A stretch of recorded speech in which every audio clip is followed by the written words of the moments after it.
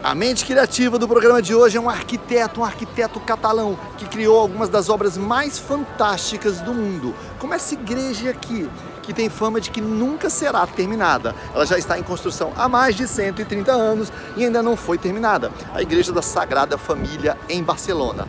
Mas o doido desse arquiteto não criou só isso não. Ele criou outras obras um bocado estranhas e criativas também.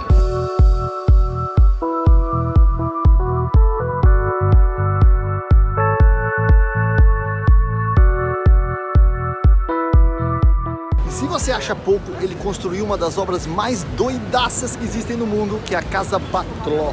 Olha que loucura que é essa casa, presta bem atenção, não é uma casa, é um predinho, né?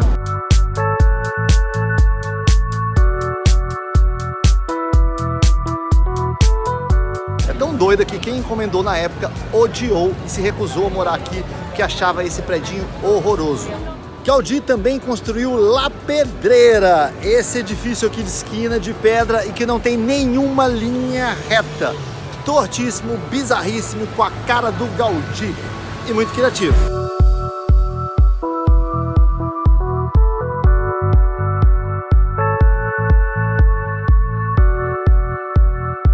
Ele é um artista tão importante para Barcelona que, dentre as principais atrações dessa cidade, que é uma cidade muito visitada, quase tudo é dele. O Parque Güell, a Casa Milà, a Casa Batlló e a Igreja da Sagrada Família. Essa que é uma das principais obras desse arquiteto catalão famoso. Se não houvesse Gaudí, talvez não houvesse turismo em Barcelona. Nesse pequeno vídeo eu vou mostrar algumas das características principais da mente genial e criativa desse mestre da arquitetura e da arte catalão chamado Antoni Gaudí. 4 características. Em primeiro lugar, inteligência espacial. Durante muito tempo os cientistas se perguntaram como a gente poderia medir a inteligência humana.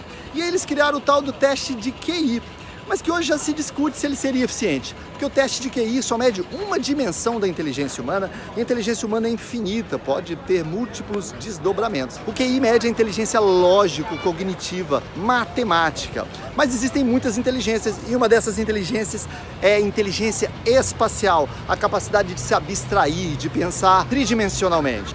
Os grandes escritores são aqueles que conseguem imaginar uma coisa para preencher as páginas em branco. Os músicos são aqueles que conseguem ter a sensibilidade de preencher os silêncios. E os bons arquitetos são aqueles que conseguem preencher os espaços vazios. E o Gaudí tinha uma capacidade incrível de pensar espacialmente. Tanto que as obras dele eram de execução muito complexa, que até hoje os arquitetos mais renomados, os principais engenheiros, têm muita dificuldade em tornar execuível aquilo que ele projetou lá atrás. Talvez essa habilidade de pensar tridimensionalmente tenha a ver com a sua infância, porque seu pai era um caldeireiro, então ele adquiriu a habilidade de moldar formas, personalizar, customizar formas, e talvez ele tenha levado isso para a sua arquitetura. Ele pegou inspiração, talvez no trabalho do seu pai de caldeireiro. Falando em inspiração, ele traz para sua obra a inspiração da natureza. Você vê que nas obras dele tem muito da referência de animais, de botânica, fauna. Para ele, originalidade é voltar à origem, e a origem de tudo é a natureza. Se você entrar dentro dessa igreja da Sagrada Família, você vê que ela tem um estilo gótico, ela tem um monte de coluna que se assemelha muito a um bosque, a árvores,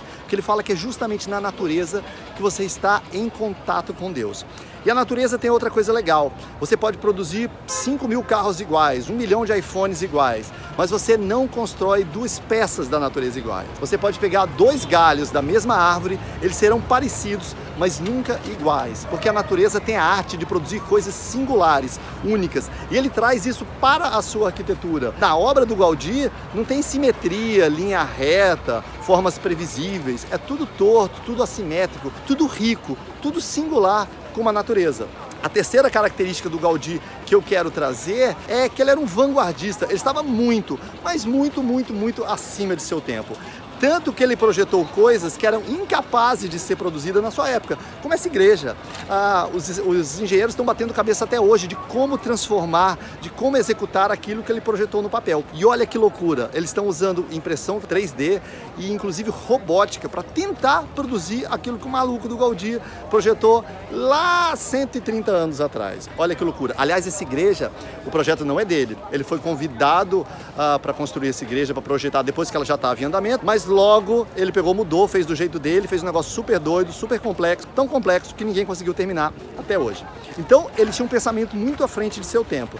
Tão à frente de seu tempo que muitas das obras que ele fez, elas foram rejeitadas, foram taxadas de horrorosas. Ele criou o Parque Güell, por exemplo, que seria uma espécie de condomínio para classe alta, de luxo, aqui de Barcelona, e não vingou. Ninguém comprou, ninguém quis morar lá, mas é ótimo que serviu de uns pontos, hoje virou um dos pontos mais visitados aqui de Barcelona, o Parque Güell, mas na época não funcionou, ninguém quis comprar. Ele fez a Casa Milà e a herdeira do mecenas, de quem patrocinou a Casa Milà, achava horrorosa aquela construção, ela odiava morar ali. E, no entanto, hoje ela é cultuada porque o pessoal vê que realmente ali tem um projeto único, singular, com a mente, com a chancela de criatividade do Gaudí. Quando ele se formou em arquitetura aqui em Barcelona, ele nasceu em 1852 num povoado aqui perto, o diretor da escola falou assim: eu não sei se a gente deu um diploma para um doido ou para um gênio, só o tempo dirá. E acho que 130 anos depois o tempo disse, né? Ele era um gênio de fato. E por fim, a quarta característica é sua religiosidade e seu senso de legado. Ele teve algum sucesso ainda em vida, até por se associar, por ter tido a sorte do Güell, que era um mecenas, um cara com muito dinheiro, apostar na engenhosidade, na maluquice dele. Então ele bancou muitos dos projetos ousados e excêntricos do Gaudí.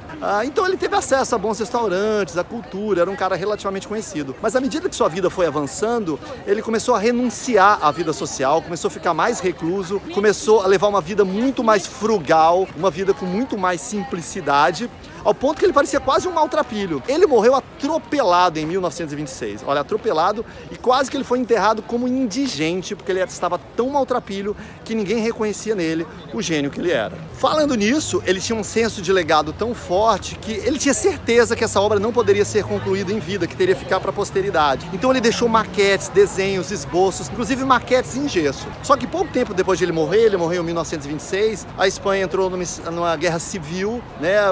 Alguns anos depois, Barcelona foi bombardeada e muito do que ele deixou foi destruído.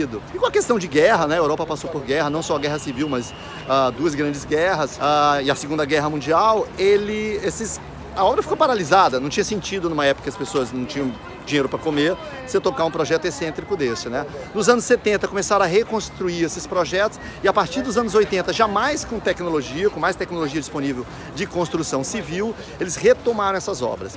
Tem uma piada que diz aqui que essa obra foi feita para não acabar nunca, ela vai durar para todo sempre. Não é o que as pessoas oficiais da igreja têm dito, eles esperam concluí-la em 2026, que é justamente quando se comemora o centenário da morte de Gaudí. E se alguém tinha alguma dúvida em se ele seria doido ou gênio, hoje em dia, seu legado já deixa claro, ele foi um gênio. Espero que você tenha gostado desse vídeo e se gostou, me deixe doido de felicidade, curtindo, assinando, compartilhando o nosso canal, tá legal? Um abraço direto de Barcelona, a terra do doido genial Antoni Gaudí. Até o próximo vídeo. Tchau.